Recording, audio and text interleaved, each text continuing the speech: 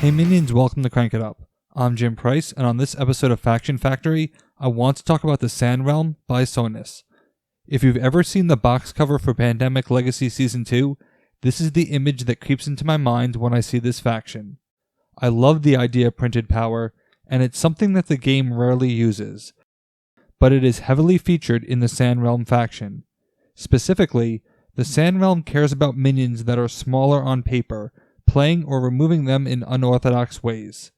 These are minions of printed power 2 or less, emphasis on printed, which for convenience I'm going to call doppels, not only because it means double, but because it honors the doppelganger, a minion featured by Sonus on Crank It Up.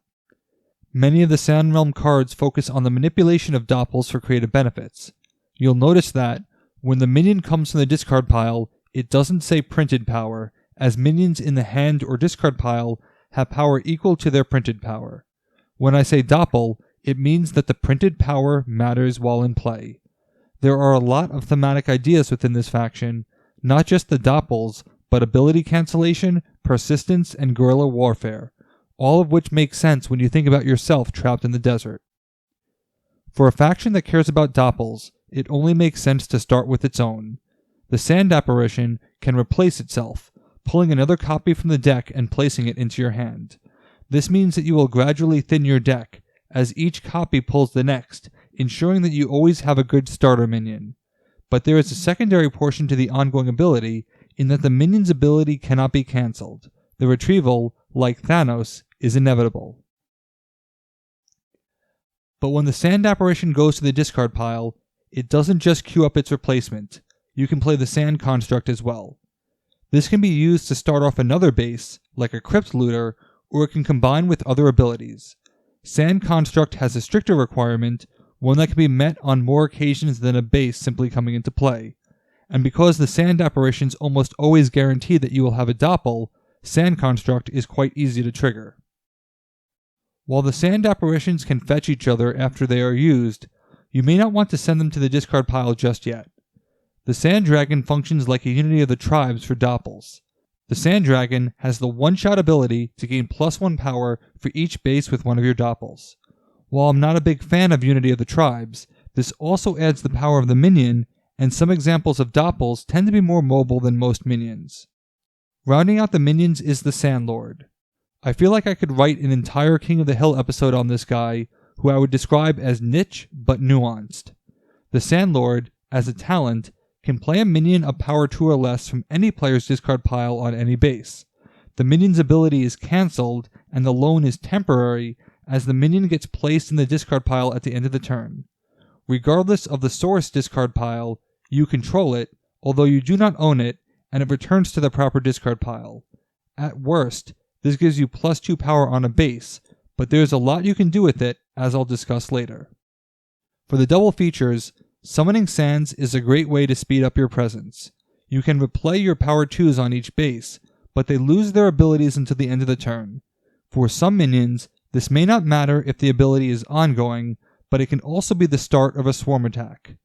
The other double feature is extremely intriguing because it does a lot and has the potential to backfire. It's always good to add a bit of game theory to cards.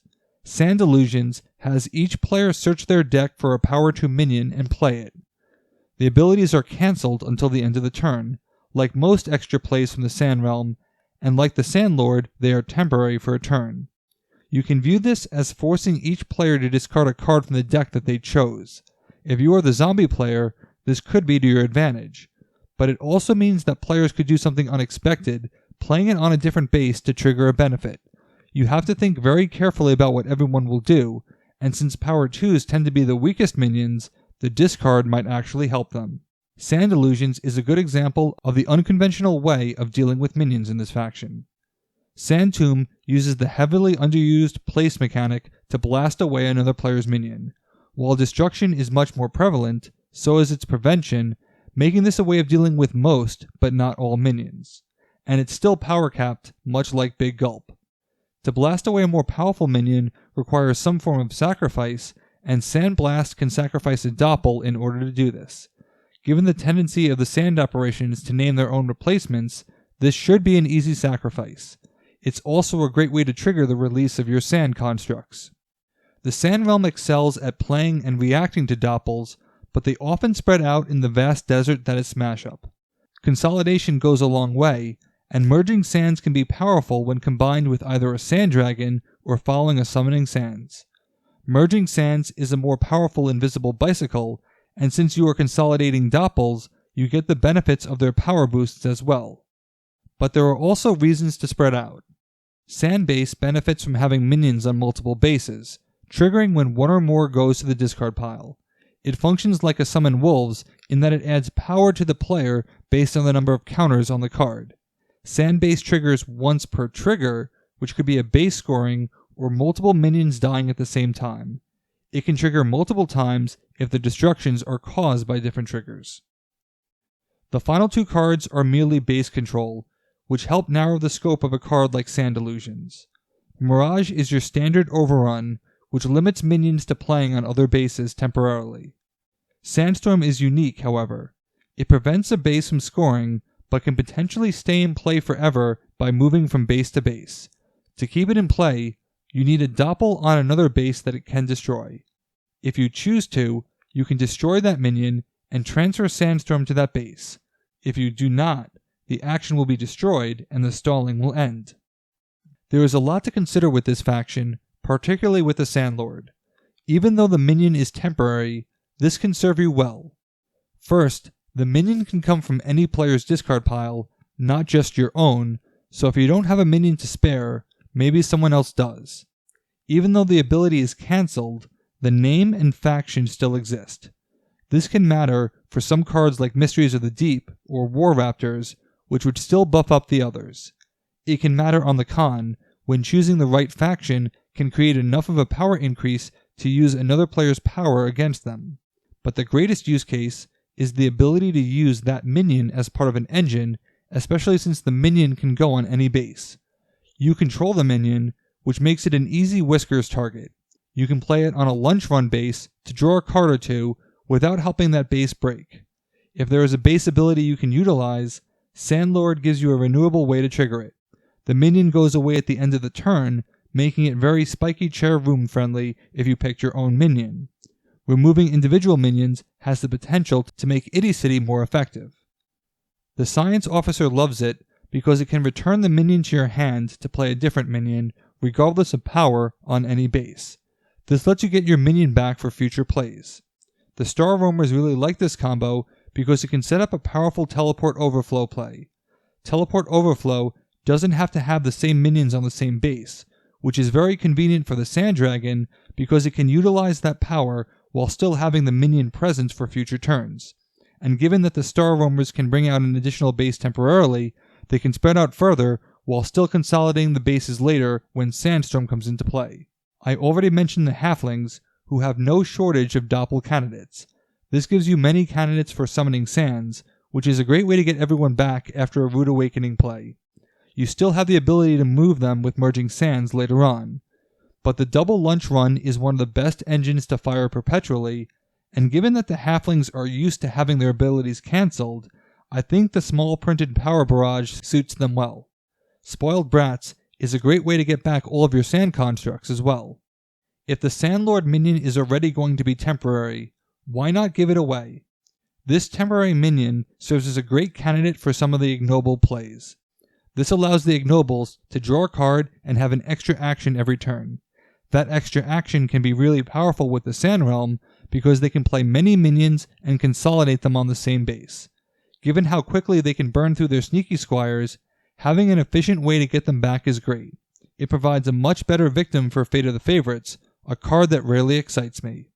Because the minion still has a name, this could matter to the Grimm when you cannot make a teamwork play. Hansel's ability may be cancelled, but Gretel's is not, which gives you 4 net power. The Sandlord minion can be a very easy frog minion burst, allowing you to turn a Doppel that may not even be yours into any minion from your discard pile.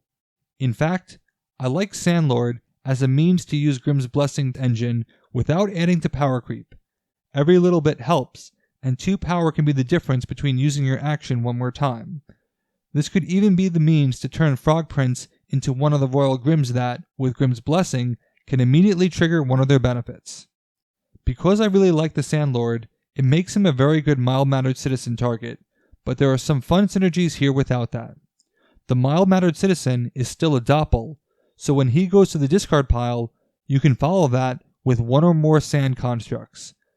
That can be a great burst for Captain Amazing, allowing you to play multiple minions that reach 4 power surprisingly.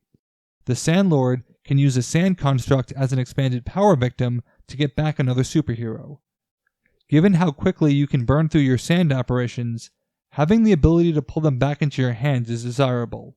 Sand Dragon is a powerful minion that can be dropped on any base, which can trigger the burst and create a powerful Justice Friends play for at least 14 power while still keeping your presence on every base on the board. Finally, though I don't like to mention them often, this is a natural zombie pairing. The Sand Dragon wants doppels on every base, which the Zombie Lord can pretty much guarantee. This forms a powerful 1-2 punch, with one minion being played normally and the other with They Keep Coming or Outbreak. There's a base of 9 power, plus at least 3 bases for a total of 12, and throw in a Tenacious Z for good measure. Best of all, you still have the doppels in play for an eventual merging sands. You can alternatively play the Zombie Lord and then combine everyone with merging sands if you are playing multiplayer.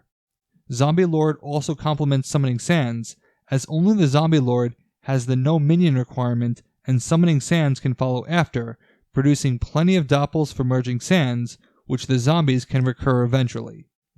I really like the guerrilla warfare style tactics of this faction, and I think it suits the theme well. The one card I'm nervous about is Sandstorm, because I'm nervous about having one faction with 2 shutdown cards. Yes, Mirage is temporary, but Sandstorm can be easy to keep in play, especially since you don't have to destroy your own doppel to sustain it. Also, since I'm allowed to nitpick, I'd like to point out that 10 of the 12 cards in this faction all start with sand. If I get Sonus in the Playtester's Secret Santa, he's getting a Thesaurus because it took me forever to memorize and distinguish between these cards. But the core of the faction is extremely solid, and Sandlord in particular would be a fun addition to the game. What do you think of the Sand Realm? Let me know in the comments. Thanks for watching, be sure to like and subscribe, let's shut it down.